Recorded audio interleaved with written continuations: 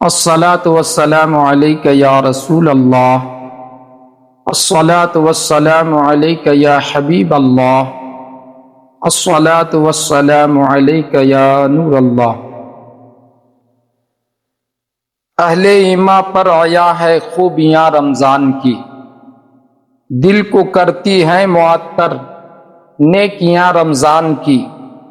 جو غلام مصطفیٰ ہیں ان کے دل پر بالیقین، جو غلام مصطفیٰ ہیں ان کے دل پر بالیقین چھا رہی ہے دھیرے دھیرے مستیاں رمضان کی۔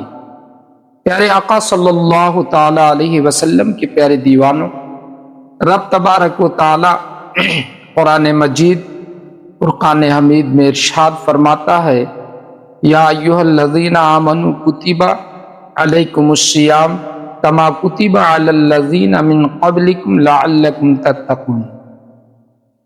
اے ایمان والو، تم پر روزے فرض کیے گئے جیسے کہ اگلوں پر فرض ہوئے کہ کہیں تمہیں پرہیزگاری ملے۔ صوم کا لغوی معنی ہے باز رہنا، چھوڑنا اور سیدھا ہونا، اس لیے خاموشی کو صوم کہتے ہیں۔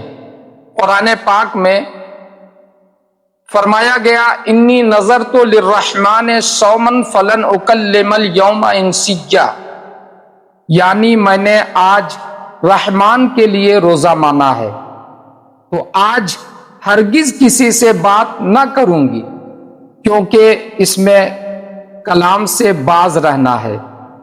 اور اصطلاح شرع میں صبح صادق سے لے کر غروب آفتاب تک اللہ عز و جل کی عبادت کی نیت سے اپنے آپ کو کھانے پینے اور جمع کرنے سے روکنے کو صوم کہتے ہیں۔ میرے پیارے آقا صلی اللہ تعالی علیہ وسلم کے پیارے دیوانوں، روزہ در حقیقت انسان کے اندر موجود نفسانی خواہشات کو کمزور کر دیتا ہے، اور روزہ دار کے دل میں یہ عقیدہ راسخ ہو جاتا ہے کہ علام الغیوب خدا میری تمام حرکات و سکنات کو دیکھ رہا ہے۔ روزہ کی حالت کے علاوہ انسان کے دل و دماغ میں یہ تصور نہیں رہتا کہ وہ جو کچھ کر رہا ہے اسے خدا دیکھ رہا ہے، لیکن صبح صادق سے غروب آفتاب تک بھوک لگتی ہے، پھر بھی اپنے آپ کو کھانے سے روکے رہتا ہے۔ کوئی دیکھنے والا بظاہر نہیں دیکھتا، پھر بھی وہ کھاتا بھی نہیں پیتا بھی نہیں۔ بیوی سامنے موجود ہوتی ہے، پھر بھی اپنے آپ کو صحبت سے روکے رکھتا ہے، کیونکہ اس کے دل میں اللہ عز و جل کا خوف ہوتا ہے۔ اب ظاہر سی بات ہے، کوئی بندہ ایک ماہ تک اس تصور کے ساتھ زندگی گزارے تو باقی مہینوں میں بھی اس میں یہ تصور آ جائے گا کہ میں کچھ بھی کروں اللہ دیکھ رہا ہے۔ جب اللہ کے دیکھنے کا تصور ہمیشہ کے لیے اس کے دل میں پیدا ہو گیا تو وہ ہر خلاف شرع کام سے بچے گا۔ اس کا اپنے آپ کو بچانا یہی تقوی ہے، اور تقوی مل گیا تو بندے کو دارین کی دولت حاصل ہو گئی۔ تو روزہ اس وجہ سے فرض کیا گیا تاکہ ایمان والوں کو تقوی مل جائے۔ پیارے آقا صلی اللہ علیہ وسلم کے پیارے دیوانوں، روزہ اعلان نبوت کے 15ویں سال یعنی 10 شوال المکرم سن 2 ہجری میں فرض ہوا۔ اللہ تبارک و تعالی کا فرمان عالی شان، یا ایھا الذین آمنوا کتب علیکم الصیام کما کتب علی الذین من قبلکم لعلکم تتقون۔ اے ایمان والو، تم پر روزے فرض کیے گئے جیسے کہ اگلوں پر فرض ہوئے کہ کہیں تمہیں پرہیزگاری ملے۔ اللہ تعالیٰ نے اس آیت میں 2 باتوں کا بطور خاص ذکر فرمایا۔ اول یہ کہ عبادت صرف تم ہی پر فرض نہیں کی جا رہی ہے بلکہ تم سے پہلے لوگوں پر بھی فرض ہو چکی ہے۔ چنانچہ تفسیر کبیر اور تفسیر احمدی میں ہے کہ حضرت آدم علیہ السلام سے لے کر حضرت عیسیٰ علیہ السلام تک ہر امت پر روزے فرض رہے۔ چنانچہ حضرت آدم علیہ السلام پر ہر قمری مہینے کی 13ویں، 14ویں اور 15ویں تاریخ کے روزے، اور حضرت موسیٰ علیہ السلام کی قوم پر عاشورہ کا روزہ فرض رہا۔ بعض روایتوں میں ہے کہ سب سے پہلے حضرت نوح علیہ السلام نے روزے رکھے۔ دوسری بات یہ کہ روزے تم پر اس لیے فرض کیے گئے تاکہ تم متقی بن جاؤ، کہ شریعت کے تمام احکام کا مقصد مومنین کو متقی بنانا ہے، یعنی ڈرنے والا بندہ۔ اسی لیے قرآن کریم بار بار تقوی اختیار کرنے اور متقی بننے کا حکم دیتا ہے۔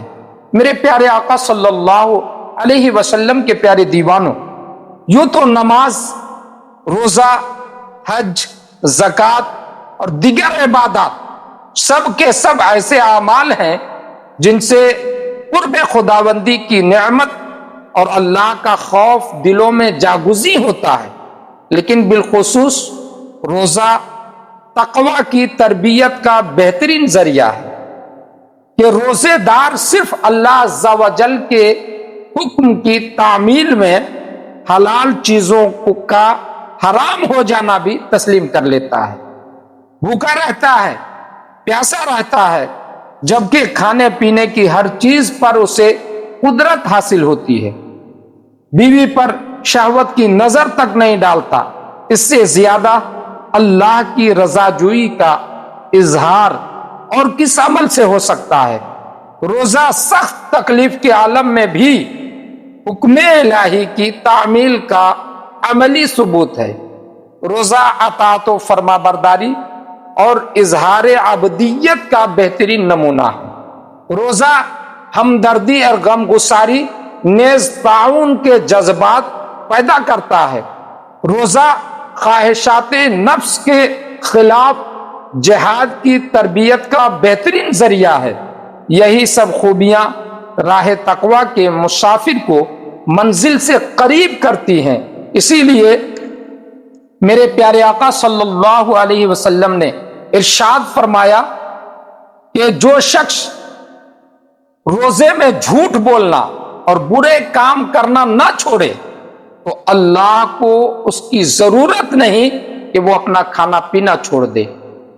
کھانا پینا چھوڑانا مقصود روزہ نہیں، مقصد روزہ تو تقوی ہے، جو اسی وقت حاصل ہو سکتا ہے جب روزے دار ظاہری و باطنی دونوں اعتبار سے احکام شرع کی پابندی کرے۔ ایسا شخص روزے کا مقصد حاصل کر سکتا ہے۔